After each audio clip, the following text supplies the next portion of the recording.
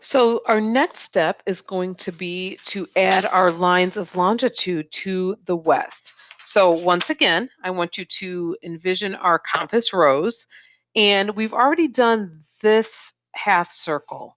Remember I told you to think about a protractor. Excuse me, my protractor fell.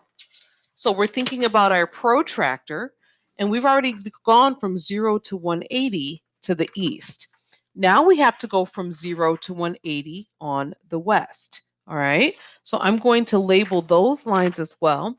I have this different color tape, crafting tape. And so I'm going to do the same thing on the west that I did on the east. I know that the halfway point between 0 and 180 is 90. And so that's actually going to be right across from this 90 degrees here. So I'm going to put my different color tape. I'm going to put my line here and label that 90 degrees west. Then I'm going to do the same thing with my 45-degree mark and my 135-degree mark. I'm going to press pause on my video. I'm going to do that and then come right back and show you what that looks like.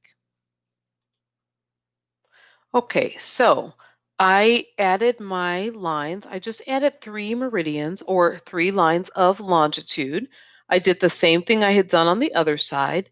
I went halfway between 0 and 180, which was 45, or I'm sorry, which was 90. And so I put that one in first, 90 degrees west, because I'm to the west of my prime meridian. Then I split 90 and 0 in half, and that was 45. So I put 45 degrees west, and then the same thing between 90 and 180, splitting that in half was 135. So I put that at 135 degrees west. So you can see that I have all of my lines of longitude labeled and I have it to the east and to the west. I have my prime meridian, my international date line, and that is what you should have at this point.